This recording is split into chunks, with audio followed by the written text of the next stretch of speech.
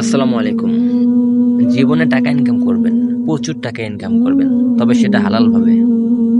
আমি আমার লাইফে একটা জিনিস খুব ভালোভাবে উপভোগ করেছি, সেটা হচ্ছে মানুষ এখন মগ্ন হয়ে আছে কিভাবে তারা অন্যের পকেট থেকে টাকা বের করবে। ব্যবসা, হুম, এই ব্যবসা জিনিসটা কারো কাছে পেশা, কারো কাছে নেশা। যার কাছে পেশা সে সৎভাবেই করবে, আর যার কাছে ব্যবসা একটা নেশা সে অসৎভাবে ব্যবসা করবে। সে চিন্তা করবে যে এই ব্যবসার মধ্যে দিয়ে কিভাবে অন্যের পকেট থেকে বেশি বেশি টাকা বের করা যায়। হুম, অনেক মানুষ এরকম আছে পৃথিবীর মধ্যে। এখন পৃথিবীর মধ্যে ব্যবসাটা নেশা হয়ে গেছে। তো এই নেশার ব্যবসা করবেন না, পেশার ব্যবসা করবেন। এমনটা না হয় যেন যে আপনাকে শুধু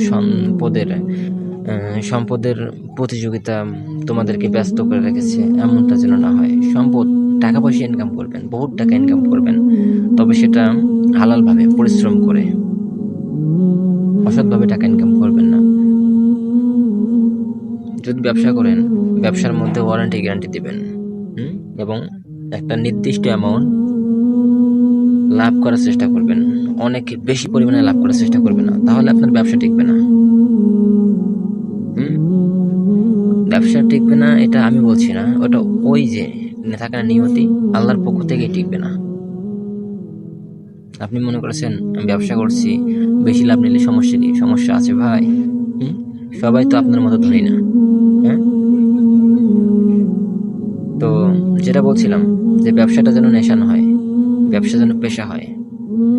অনেকেই বাইরের মধ্যে বাসি খাবার বিক্রি করছে। বাইরে চটপটি, সিঙ্গারা, হালিম, নেহারি তেহারি, এগুলো বাসি খাবার বিক্রি করছে একটু গরম করে। এই বাসি খাবার বিক্রি করবেন না, এই ব্যবসায় আপনার বেশি দিন টিকবে না। মানুষকে ধোকা দিয়ে আপনার ব্যবসা বেশি দিন টিকবে না। হালালভাবে ব্যবসা করেন, সৎভাবে ব্যবসা করেন।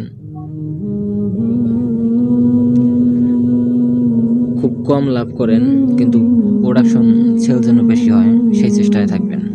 ইনশাল্লাহ আমি দোয়া করি আল্লাহ সুবহানাহু ওয়া তাআলা আপনার ব্যবসায়